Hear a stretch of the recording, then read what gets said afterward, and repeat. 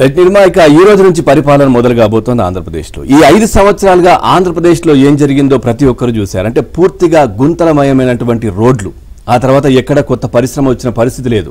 ఉన్న పరిశ్రమలు రాష్ట్రాల నుంచి వెళ్లిపోయిన పరిస్థితి. అంటే విభజన జరిగిన సమయంలో జరిగిన నష్టం కంటే కూడా ఈ 5 సంవత్సరాలలో రాష్ట్రం పూర్తిగా దాదాపుగా ఒక 20 సంవత్సరాలు వెనక్కి వెళ్లిపోయిన పరిస్థితి. యువతంతా కూడా ఇతర రాష్ట్రాలకు, ఇతర ప్రాంతాలకు వెళ్లి వలస కూలీలుగా పనిచేస్తున్నటువంటి పరిస్థితులు కనిపించాయి. ఇక ఇప్పటి నుంచి కొత్త ప్రభుత్వం కొలువుదీరింది, ఇవన్నీ సెట్ చేయాల్సిన అవసరం ఉంది అంటూ కూడా చాలా మంది మాట్లాడుకుంటున్న పరిస్థితి. దాన్ని సమర్థవంతంగా సెట్ చేసే నాయకుడు చంద్రబాబు అంటూ కూడా మాట్లాడుతూ ఉన్నారు. రైట్. ఆ గుంతల రోడ్లు గురించి ఇక్కడ గత బీఆర్ఎస్ ప్రభుత్వం కూడా విమర్శలు చేయడం కూడా జరిగింది.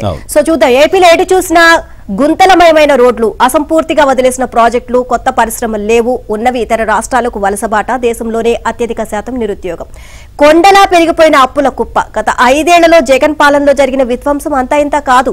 రాష్ట్రానికి కోలుకోలేనంత నష్టం జరిగింది. ఒక్క ముక్కలో చెప్పాలి అంటే ఆంధ్రప్రదేశ్ 20 ఏళ్లు వెనక్కి వెళ్లిపోయింది. రాష్ట్ర విభజన వల్ల జరిగిన నష్టం కంటే గత 5 ఏళ్లలో జగన్ పాలనలో జరిగిన నష్టమే ఎక్కువ. రాష్ట్రంలో భూతద్దం పెట్టి వెతికినా అభివృద్ధి జాడే కనిపించదు. 3 ముక్కలాటతో అమరావతిని సర్వనాశనం చేసేశారు. రాష్ట్రంలో ప్రతి రంగం పాతాళానికి పడిపోయింది. వ్యవస్థలన్నింటినీ చక్కదిద్ది ఆంధ్రప్రదేశ్ కు పునర్వైభవం తీసుకురావాల్సిన బాధ్యత ముఖ్యమంత్రి చంద్రబాబుపై ఉంది. ఆర్థిక రంగాన్ని గాడిలో పెట్టి పెట్టుబడిదారుల్లో విశ్వాసం చూరగొనాలి. రాష్ట్రానికి పెట్టుబడులు ఆకర్షించి యువతకు ఉపాధి కల్పించాలి. ప్రాజెక్టులను పూర్తి చేసి రాష్ట్రాన్ని సస్యశ్యామలం చేయాలి. గంజాయి మహమ్మారిని పూర్తిగా నిర్మూలించి యువతను ఆదుకోవాలి. రోడ్లను బాగు చేయాలి. అమరావతిని మళ్లీ పట్టాలెక్కించాలి. రియల్ ఎస్టేట్ కు ఊతంతో పాటు పారదర్శకమైన ఇసుక విధానాన్ని తేవాలి. నవ్యాంధ్రను అభివృద్ధి పదంలో నడపాల్సిన బాధ్యత చంద్రబాబుపై ఉంది.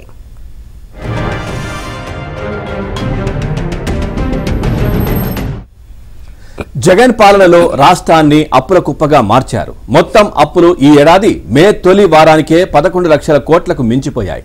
వీటికి ఏడాదికి 65,000 కోట్ల వడ్డీలు చెల్లించాలి. ప్రభుత్వ భూములు, కార్యాలయాలు, పార్కులు, కాలేజీలు, పోర్టు భూములు, ఆఖరికి రాష్ట్ర సచివాలయం కూడా తాకట్టులో ఉన్నాయి. అడ్డగోలుగా ఎన్ని అప్పులు చేసినా ప్రభుత్వ ఉద్యోగులకు ఏనాడు 1వ తేదీన జీతాలు ఇచ్చిన పాపాన పోలేదు. ప్రభుత్వ ప్రైవేటు రంగాల నుంచి రాబడి మందగించింది. ఉపాధి లేక ప్రజలు అల్లాడిపోయారు. రాష్ట్రం అభివృద్ధి చెందాలన్నా, యువతకు ఉపాధి అవకాశాలు లభించాలన్నా, ఖజానాకు ఆదాయం రావాలన్నా కొత్తగా పెట్టుబడులు రావాలి, పరిశ్రమలు ఏర్పాటు చేయాలి. అందుకోసం పరిశ్రమల స్థాపనకు అనుకూల వాతావరణం కల్పించాలి. కానీ జగన్ పాలన అంతా రివర్స్లో సాగింది. 5 ఏళ్ల పాలనలో కొత్త పరిశ్రమలు రాకపోగా ఉన్నవి కూడా పొరుగు రాష్ట్రాల బాట పట్టాయి. మరోవైపు సూక్ష్మ, చిన్న, మధ్య తరహా పరిశ్రమలకు ప్రభుత్వం ఏమాత్రం చేయూత ఇవ్వలేదు. దీని ఫలితమే దేశంలోనే అత్యధికంగా 24,000 నిరుద్యోగ రాష్ట్రాల్లో ఉంది. ఇక టీడీపీ హయాంలో ప్రపంచ స్థాయి సంస్థలు, విదేశీ పెట్టుబడులు, దేశంలోనే దిగ్గజ కంపెనీల రాకతో రాష్ట్రం కలకలలాడుతుండేది. రాష్ట్రానికి చంద్రబాబు ఓ బ్రాండ్ సృష్టించారు. కానీ జగన్ పాలనలో పరిస్థితి పూర్తిగా తలకిందులైంది.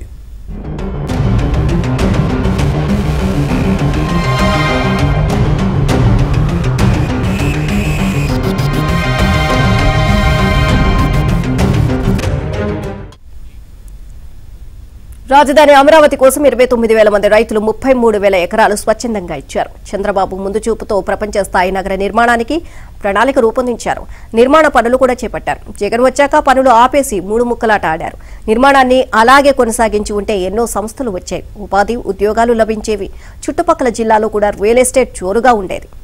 ఇక ఖజానాకు ఆదాయం వచ్చేది. అయితే జగన్ అమరావతిని సర్వనాశనం చేశారు. మరోవైపు విశాఖను పాలనా రాజధానిని చేస్తామంటూ అక్కడి ప్రభుత్వ భూములను, కార్యాలయాలను తాకట్టు పెట్టారు. ప్రైవేటు భూములను కబ్జా చేసి సొంత జేబులు నింపుకున్నారు. ఇదే విషయానికి సంబంధించి మరింత సమాచారాన్ని మా కరెస్పాండెంట్ ప్రసాద్ అందిస్తారు. ప్రసాద్, పూర్తి డీటెయిల్స్ ఏంటి? పవన్, ఆంధ్ర రాష్ట్ర కొత్తగా బాధ్యతలు స్వీకరించిన ముఖ్యమంత్రులు బాధ్యతలు స్వీకరించిన చంద్రబాబు నాయుడుకి అనేక సవాళ్లు ఎదుర్కోవాల్సిన పరిస్థితి ఏర్పడుతుంది. ఎందుకంటే గత 5 ఏళ్లలో జగన్మోహన్ రెడ్డి రాష్ట్రాన్ని పూర్తిగా నిర్లక్ష్యం చేశారు. కేవలం సంక్షేమం పేరుతో ఆ డబ్బులు అప్పులు చేసి డబ్బులు ఓట్ల రాజకీయాల కోసం డబ్బులు భర్తీ చేయడం తప్ప భవిష్యత్ కార్యాచరణ ఎలా ఉంది, యువతకు ఏ విధంగా చేయాలి, రాష్ట్రాన్ని ఎలా ముందుకోవాలని అంశాలతో ఏమాత్రం దృష్టి పెట్టలేదు. బటన్ నొక్కిన పేరు చెప్పడమే తప్ప రాష్ట్రాన్ని ఎక్కడ పూర్తి కోలుకోనియకుండా అన్ని కూడా దాదాపు 20 ఏళ్లు పడి వెనక్కి ఇచ్చినారని కూడా ఎంతో మంది ఆర్థిక నిపుణులు, సమాజం పట్ల బాధ్యత ఉన్న ప్రతి ఒక్కరు ఇదే అభిప్రాయాన్ని వ్యక్తం చేస్తా ఉన్నారు. ఈ పరిస్థితుల నేపథ్యంలో జగన్ పాలనపై ప్రజలు కూడా ఇంత వ్యతిరేక రావడానికి ప్రధాన కారణం రాష్ట్రాన్ని పట్టించుకోకపోవడం, అలాగే యువతకి ఉద్యోగాలు ఇవ్వకపోవడమే ప్రధాన కారణం కూడా ఈరోజు చెప్తా ఉన్నారు.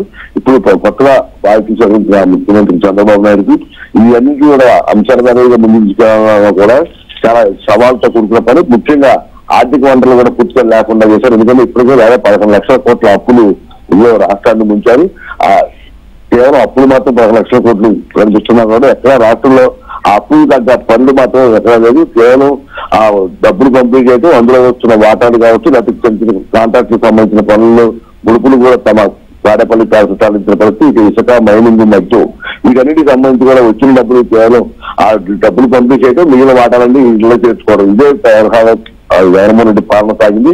ఇక అమరావతికి సంబంధించి కూడా దాదాపు ఆ రోజు రైతులు 33,000 ఎకరాలు స్వచ్ఛందంగా వచ్చి ప్రభుత్వానికి ఇచ్చి రాజధాని నిర్మించమని కోరితే 3 రాజ్యాలు పెట్టే వైజాగ్ రాయలసీమ అనేది అమరావతి లేకుండా చేసిన జగన్మోహన్ రెడ్డి తీరుపై ఇప్పుడు రాష్ట్రం అన్ని విధాలా కూడా చాలా ఇబ్బందులు ఉన్న పరిస్థితి. ఈ నేపథ్యంలోనే ఈ రోజు 40 ఏళ్ళ అనుభవం ఉన్న చంద్రబాబు నాయుడుపై నిజంగా ప్రజలు ఒక నమ్మకంతోనే పట్టగట్టారని కూడా అందరూ భావిస్తున్నారు. ఆ నమ్మకాన్ని నిలబెట్టుకోవాలంటే తప్పకుండా కేంద్ర సహకారం కావాలి. కేంద్ర ప్రభుత్వ సహకారం ఉంటేనే ఎంతో కొంత రాష్ట్రాన్ని ముందు తీసుకెళ్ళవచ్చు. ఈ పరిణామాల నేపథ్యంలోనే 3 పార్టీలు కూటమిలు ముందుకు వచ్చాయి. తప్పకుండా మోడీ చంద్రబాబు సాహిత్యంలో రాష్ట్రం ఎంతో కొంత పురోగతి సాధిస్తున్నారు అందరూ భావిస్తున్నారు.